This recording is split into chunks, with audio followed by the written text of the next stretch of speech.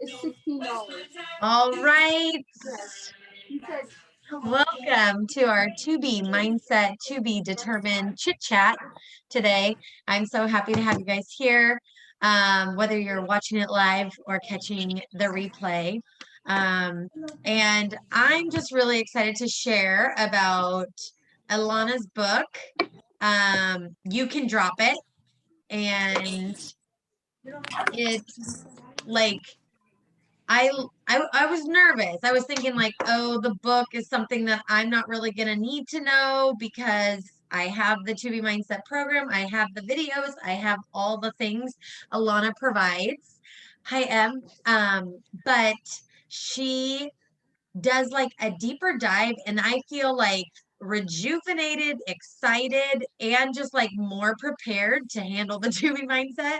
Um, and also super inspired. She shares throughout the book different people's stories and different people's journeys. And so, like, and how their weight loss transformation. So, those are always encouraging. And I always like to hear how other people do it, or like maybe what their struggles and things were and how they overcame them. But what I really liked in the book, she kind of jumps in and she addresses our eating habits and how we eat for the nutritional side, for the environmental, and the emotional. So we all know that we do emotional eating. Everybody's got a little bit different, and she goes into every single thing that could be maybe yours. So you kind of identify like, oh yeah, I do that, or I definitely have struggled with that. But I loved how she was talking about the environmental. Like, for example, we have Sierra in a mall right now. So she is being exposed to things that are at a mall. You got the like pretzels, you got the Jamba juices, you got all those things that can be like just in your environment. And so that can trigger emotional responses, or that can trigger just like, oh, I think I want that. um I know like Starbucks is a big one, just like being at Starbucks or working in a coffee shop. A lot of people do that. And so you kind of have to know, like, some things were triggers for me in the past that aren't triggers anymore. Like I would be like, oh, I can't even go around it, or I'm gonna want it. Right. There's definitely those places and those things. And so I like that she addresses that in the book. There's going to be times in our weight loss journey or in our nutritional journey, wherever that is. But there's going to be times where if a food, or you're having that reaction mentally, with a food, then you're not ready to kind of bring it into your life because those are the ones that can like self-sabotage and can spiral you into like, oh, I end up eating a sleeve of Oreos because I thought I could just have one. So, but then she also kind of brings in that same thing. If you're able to be like, I'm having an Oreo cookie, I'm enjoying it, I'm owning it. I always say own your choices. She has different terms, but that's how I kind of relate it. So if you can embrace it and just like be okay with it, then there's like, that's where the power and the magic is, because then you're just like, I thoroughly enjoyed that, and I was satisfied, all the things. But if you are eating that Oreo cookie and thinking, I shouldn't be eating this, and oh my gosh, like feeling so guilty and all the things, she was like, that's when you need to drop it, because it's still too heavy for you. It's still too much. And I think of it like almost like grief. There's different things that will be triggers at different times. And then there's times when you can just like appreciate and release and enjoy those moments. Um, and that was a little heavier than I anticipated me saying that. But the nutritional aspect is that's for our nutrients. That's how our body's being fueled. And then environmental, I always just say location, location, location, like what are you surrounded with? And then emotional and our triggers. So she dives into that. Another thing I liked is that she talked a lot about like the push off method. So today I used the push off method when I went to Starbucks to get my husband's mocha. And I was like, oh, I maybe want a pistachio oat milk latte. And then I was like, you know, I'm going to save that. I'm going to like push that off. And so she recommends the push off method because it's not depriving. It's just like waiting for that another time, you know. And so she kind of talked about identifying what is your favorite. And Emily, I think you'll appreciate this because you were talking about kind of, you know, those yummy treats. And I think we always discuss it. But she was saying, like, think about what your treat is. Because she was saying, someone told her, if it's not chocolate, it's not worth it. And then she was like, you know, Ilana likes chocolate, so that like worked for her, you know. And then it makes you be able to kind of like be that connoisseur or like really appreciate the type of chocolate or what you like. I call my husband Triple C because he's the cheesecake connoisseur. He like eats cheesecake anywhere, you know, like he like that's his jam. He'll be able to tell you if he likes the Embers one over the other one over the like cheesecake, you know, he has all of his favorites. So, um, but she was saying like for people who emotionally eat or just struggle in this category, just like identifying something that could be your main thing. Like she was saying like boxed things, not ideal. Like boxed things because you can make those more, but like she said someone's was carrot cake. And if you think of how many times you actually splurge for a carrot cakes aren't like popping up at every like family dinner. They're not popping up everywhere you go. So you can really be like, oh, I'm going to enjoy this carrot cake because it doesn't come around often. Or, you know, if it's like from a French bakery, like a legit croissant, not just like some crummy croissant like from a box or something, you know, like making the thing that you really enjoy and want to take that splurge on. But Em, I don't know if you caught it. What I was saying is if you're having that guilt, kind of that I feel like we discussed, if you're, I used it with the Oreo, like if you eat one Oreo and if you're thinking the whole time you're eating the Oreo how bad and this isn't good, this is shit, you know, like making yourself feel bad, that's when you need to let it go and like not eat the Oreo because you're, you know, that's bringing up emotional, that's like deeper, right? You're not quite ready to bring that into your daily life, or I mean obviously not a daily life habit, but like you're not ready in your weight loss journey to bring it in. If you're able in your weight loss journey to eat it, appreciate it, and say like, I forget all the terms she uses, but you know, she's always like fully satisfied. Like if you're okay and embrace that, and it might be 1 bite, 2 bite, 3 bite, or it might be the whole whatever you're having, but able to just be like, I enjoyed that. Not I am guilty because I did that, you know, like, so just being able to recognize how you're feeling in those moments, I thought was super powerful. And then the push off method, like in that, she really breaks that down and just, you know, making it, it's kind of weird because it can get very emotional eating. So you have to be aware of these things. Like you don't want to make the food the prize or the present or the reward, you know, but at the same time if you can push it off and push it off, so then it's not happening as frequent, you know, like we can go to a Starbucks every day, you know, like so we can't make that our daily habit for some of these things. If we can look to like push it off and push it off, and then sometimes our cravings are going to change, especially as we change how we're eating, and so we're not necessarily even going to like the taste of it. And so then that's identifying. My favorite thing she said was, it's better in the waist than on my waist. And I was like, I love this. I love this. It's better in the waist than on my waist. And so just like thinking of how often do you like eat the last couple bites of anything, like of fries or of anything of your meals just because it's there, you know, or just because. And then it's like, no, it's okay to just not eat it all. You can let it go. And she was saying you can get it boxed up, or if you know that it's not going to be a healthy thing for anyone, like if you take it to a roommate or somebody else, like, but if you're like, it's not really healthy for anybody, let it go to the waste, let it go to the trash. So better in the waste than on my waist. That was one of my favorites.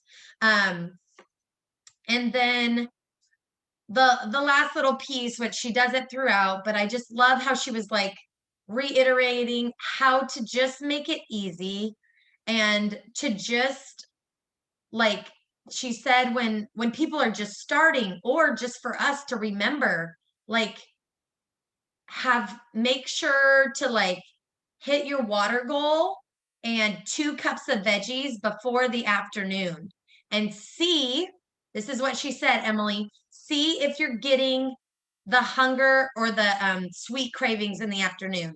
If you get 2 cups of veggies in the beginning of your day and you meet your water goal by the afternoon. So she said that has reduced people's, sweet and snacking in the afternoon. But and then the 2 pounds at a time, I like loved how she was talking about it. And then she also said like goal dates, those are huge to have. So not only for a wedding date, which Em has coming up, but just being able to like this month, we're going right into a new month, so we can actually track if we're going. I kind of wanted to do a challenge. I just don't have it ready for this call. But like if we were to be doing 2 pounds per week of February, I'm forget this. I'm just pulling it up right now. Pulling up what the calendar, how many weeks. February starts on a Monday. How brilliant is that first? That like never happens. So we have 1, 2, 3, 4. We have 4 weeks in February. If we look at 2 pounds a week and there's 4 weeks, I mean, we will be down some pounds by the end of that month. And so if we take on that challenge and say, and just see, what could we do? Could we do the 8 pounds? Can we get to that end? But we're not looking at 8 pounds in February to be lost. We're looking at 2 pounds per week. You know what I mean? And so 2 pounds will make it more, it zeroes in our focus, and it allows us when we're at the mall with our friends or when we're out to dinner with our friends to just be like, no thanks, I'm good. And that is my last thing she mentioned. The no thanks, I'm good. It's politely declining whatever someone's asking you. Like, do you want this? Do you want to eat this dessert? Do you want to split this with me? Da, da, da, da, da. And you say, no thanks, I'm good. It finishes with a very powerful, empowering statement. I'm good because I'm good. I'm in control. I'm choosing, right? I'm aware of my choices. It brings in that overall concept. So those were my thoughts. Those were my big takeaways from Ilana's book that I powered through in my car drives this past weekend, and I wanted to share. And then naturally, I want to open it up. If you have any questions on what I just shared, or if we have any wins as a group, non-scale victories, scale victories, anything that you're able to share. Rochelle, I just went over my tips from the book, so you can catch that on the recording if you want. I'm so happy that you're here as well. And we're just to sharing any victories, non-scale victories, or the struggles that we've had in the past week. So I'm going to open it up to you guys. Sierra, if you have anything, or if you want to drop anything in the chat. Okay, so I went to Olive Garden with my roomies, and I got a salad and soup. Beautiful. That's a huge win. That's a huge pasta, win. So, yeah. Nice. Did you feel empowered? That's tough to do when you're around people too. Yeah, and then like I've just really been realizing lately that every time I eat super heavy at night, I always feel really yucky in the morning. Like you know, I went out to dinner like my first night here and like kind of was just like, whew, I made it, you know. And I split a gluten-free brownie with my stepmom, and the next morning I was like, ugh. Like, I didn't feel bad about eating it at first, and then the next morning I was like, and this is why I don't eat that. Like, and then I've been pretty good other than that. But this week, Olive Garden was definitely a win because I love pasta. So, soup and salad, yes. Awesome. I love that. I love that.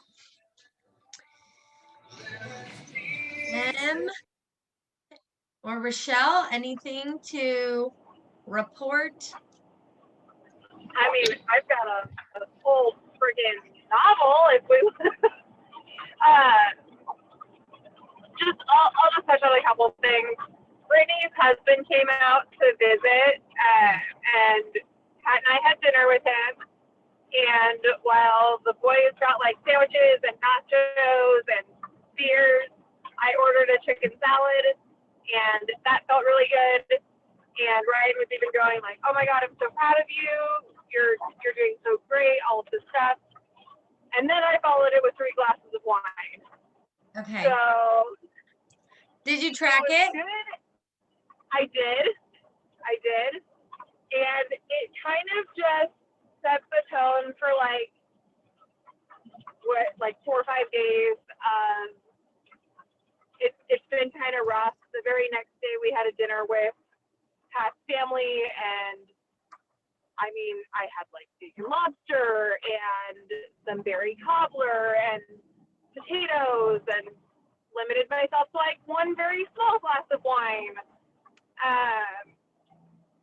But I definitely haven't been hitting my water goal, and I'm miserable because of it.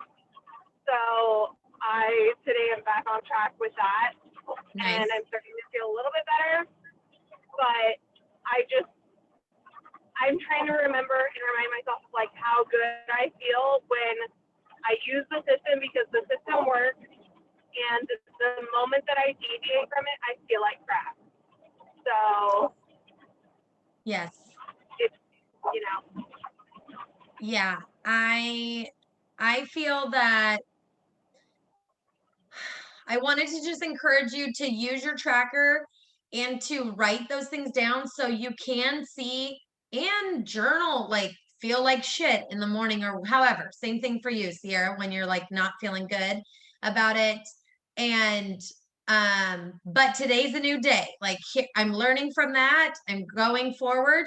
And then also when you step on the scale, this is one of the biggest things she kind of reiterated to me in the book of step on the scale that next day. Otherwise, if you're avoiding the scale, that is when you're gonna just deepen the like say it was a 1 pound difference, then you go that next night, do the lobster berry pie, the potatoes, and then you're gonna maybe be cut up a couple more pounds. But like maybe if you stepped on it, you'd be like, okay, I'm recommitting tonight. I know I have that dinner. I'm gonna have my water in hand.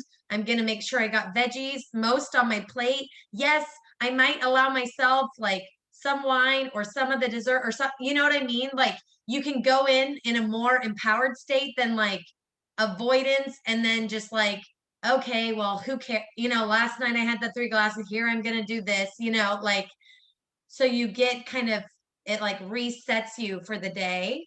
But that's just like, you know, it's like a learning process. And like you said, you know, the system works when you're doing it. So there's so much power in that, just knowing that, making sure you're hitting your water goal. That's a huge thing. That's a huge thing. So like, again, whatever you got to do to make it easy, try to hit that water goal. And like she mentioned, try to hit the 2 cups, 2 cups of veggies before the afternoon, and seeing if that actually helps you. Okay. Bye, Sarah. She was just sharing in the chat that she's headed back to campus to eat. She feels super empowered to continue to eat food. It's always good chatting with us. Okay, keep up the good work. Yes, thanks. That's me trying to squint and read and all the things. Rochelle, are you able to share anything? Let me ask you a question real quick. Okay.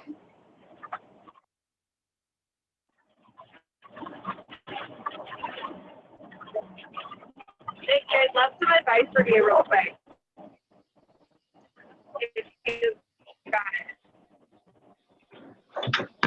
Breaking up a little bit, Emily. Can you hear me? I can hear you a little bit. Sorry. I just have a quick question for you. Yeah. The snow this weekend, we're going up to the cabin at a bear, and I'm kind of panicking a little bit because I'm afraid that it's going to completely like derail everything for me. Do you have any advice on like ways that I can be prepared for that? Okay, so you're going up to the cabin with your family, is that what you said? Yes. And do you guys have like a And I just kitchen? don't want it to derail. Yeah, Right. we have a kitchen. It's a lot of like drinking. It's a lot of eating. It's a lot of running around and partying. Okay, so one of the things with the environmental, the location with our environmental eating, she says, try to set up shop away from the snack. So rather than like sitting in the kitchen chatting next to all the like food laid out, like, I don't know if you're like me, I'm like, I was like, oh, that happens sometimes when I'm just like sitting chatting with my mom and then I'm just like mindlessly eating the chips or whatever's on the counter, right? So try to set up yourself away from where the food is, allowing yourself and knowing that you don't want to be in this deprived state of mind, but in more of the push off method, like trying to maybe push off rather than having mimosas and everything in the morning or doing stuff like that, like in juice and all this stuff, being like, I'm going to be hitting my water goal this whole freaking time because in the evening, we're going to barbecue and have some drinks and I'm going to be okay with that. I'm going to have some chicken and try to make veggies most, try to make sure you got veggies in your platter and you got to take control of your environment and bring the veggies, bring the stuff that you know. And like carrots to me, like are an easy, I just buy the bags and just like, then I always have that. And I sometimes just carry that with me wherever I am. I take my kids to the skate park and I just have that. Like, if you're wanting to feel like you're eating something, like then take something that you will be like snacking and kind of doing what everybody's doing, but you don't have to like be feeling guilty of that you're eating the chips or the snacky items. And then you can feel better about having your wine or your beer or whatever you're having. And then make sure she talks about the more sure model where you go, it's that like cycle thing, water, veggies, protein, carb, want more? Sure, start back up at the water. So just kind of thinking, I always say like to every, and I do this with my coffee too.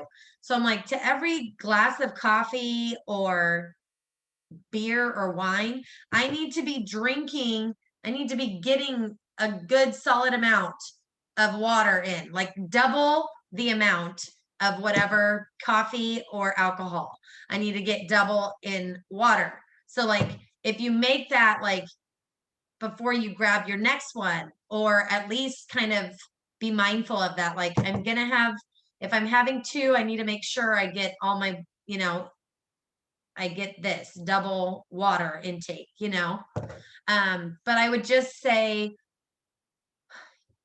I would encourage you. And she talked about it like, just like going on vacation, don't splurge for the pancakes in the morning because that's setting you up with a super carby, sugary, that's going to probably like spiral you into negative decisions, when it comes to your food choices later, as opposed to having a good, like solid breakfast that you start your day with. So she was saying that on like vacation, but that's the same thing, you know? So just kind of thinking of that as you go into your morning, starting strong in your morning, hitting your water goal, you know, having like strong intention, and then knowing that you're living your life, but at the same time, you know, picking and choosing where you want to splurge. Yeah, definitely. I hope that's helpful. I hope you can do it. I know It you does. can do it. I just I'll hope. report back. Yeah. I'll be anxious. Rochelle, you're up. I'm muting myself. So, can you hear me okay? Yeah. Okay, good. Because I have my earpiece in, so I have no idea. Yeah. I have really been struggling, honest to goodness. And so thank you for having this every single week. And, you know, sometimes I can't participate, but I can listen, and I'm getting all kinds of good advice. Like that whole conversation was fabulous just now. I know what I need to do. It's just that whole mind shift, you know, and like I'll start the day off. I did all my prep this weekend. I've been doing my exercise like religiously. I started on the 9-week control freak, and usually it takes me a good couple weeks to get like everything going. But I've really been struggling, honest to goodness. And I feel like today halfway attempted, like I packed a salad for lunch. I just ate my vegetables, but I had chocolate, I had a muffin, I had coffee, and like all of the things that I go and grab, like I know as I'm grabbing them that I shouldn't eat them and they're going to make me feel like crap, but I don't know why I grab them. So, and I've been I need to work more with my therapist on this, because I know it's deeper than the food. I'm a total emotional eater, and I just feel like my life is out of control right now. So I know that has a big part of it. Sorry, I didn't mean to get emotional. Okay. And I usually struggle through all of this by myself. So I'm really thankful that you guys are here. Anyways, so yeah. Okay. No, thank you so much for sharing that. And I cannot recommend the book enough, just for how it, like, I feel like she dives deeper, you know, like it's Okay. one thing to watch the 2B videos, but I feel like that's Right. trying to be very like factual and just get to the point, like get people like what they need to be. And I feel like the book kind of addresses more of those. She like went through a bunch of triggers. And she kind of brings tough love, but she's like Ilana, so she just sounds like the sweetest as she's talking about it, you know. But I'm all for mindful movement and just getting your body moving. But she made a great point, and me like being in the fitness side of things for so long, like I wish fitness really really impacted like our scale and the weight as much as we naturally think so, but that is like a misconception, you know. So it really is about what we're doing with our food and our nutrition and how we're fueling our bodies. And so if we can take control of that. And so she was kind of saying like, and I always say it too, like some people like to do both things at the same time. They kind of like rejuvenate, they get all fired up, and they can do both at the same time. And some people are like a pick your path kind of person. Like they start with their exercise, get that under control, and then they bring the food element in. Or some people get the food under control. I always recommend getting the food because we all are eating anyways. If like they're not used to working out, I'm like, let's just focus on kind of changing our eating habits so then we can get that more under control and feel empowered as we start to get that success. And I really don't know where you jumped on, but I was talking about how she brought it back to the simplicity. Like she would just bring it back to simple things. And so getting back in the mindset of 2 pounds at a time. And I pulled the calendar up and I just said, we get 4 full weeks in February. And so if we looked at it as 2 pounds at a time and we committed, I'm going to ask the group who wants to do this for February. And if you commit to 2 pounds at a time, if we are committed to ourselves, but as the group, you'll be down 8 pounds by the end of the month just by doing 2 pounds at a time, you know? rather than making it a crazy thing. And so it helps narrow our focus to say no thanks to that muffin, to say no thanks to that coffee. Something I realized with coffee, and I don't know if it's that caffeine fact or whatever, but it like made me eat more. Like when I have coffee, it like makes me eat more. So I'm having afternoon tea, Moroccan mint tea, because I wanted to have something. But so just kind of seeing those things, that how it affects you, but also just like little shifts of perspective. So the whole reason why I was saying that is sometimes when you feel like, okay, no, the group is doing this and I want to feel good. I want to feel good at my next, I think I lost Rochelle. She's not here. Feeling good at our next chat or our next check-in through a text. And so you are more likely and more empowered in your decision. Rochelle, I lost you, but now you're back. Okay. Yeah. Okay. Sorry about So that. I was saying, if you're committed to the group, but also to yourself, it will help you, I think, empower yourself to be like, no, thanks. I don't need that muffin right now. Like I'm working on my next check-in with the text or with our group, that I can feel good that I made those choices and things. And so then it can also allow us to be speaking and sharing and learning and growing through it together. And I think since you're at a desk, I know someone's talking to you right now. Did your phone fall on your? Okay, there it is. But I think like if you have a mirror, if you have a desk, if you have your fridge, if you have your phone, things that you're looking at often that can keep you goal oriented, that with a simple Post-it note, like the no thanks, I'm good answer. If you're like, okay, like let's be mindful in the moment, like when you're eating, I don't want you watching TV. I don't want you scrolling your phone. I don't want you doing anything. I want you to be like present in your eating situation, because then that's going to allow you to be like, do I want this? Am I going to keep eating this? And Rochelle, you missed the first part of the call, but the saying Ilana said was better in the waist than on my waist. And so like, that's like these are simple Ilana-isms that they call them, but like put them on Post-it notes at your desk, like you're sitting or wherever you are, and just have these things that are going to be mindful check-ins, to like steer you from it. Like, or you have like Monday through Friday, put little boxes, put like a little round box or something on the Post-it. And so every day, like today, not having coffee or a muffin, then you get to check it. You get to check it in, you get to check it off. But then if there's a day that you have one, that's okay.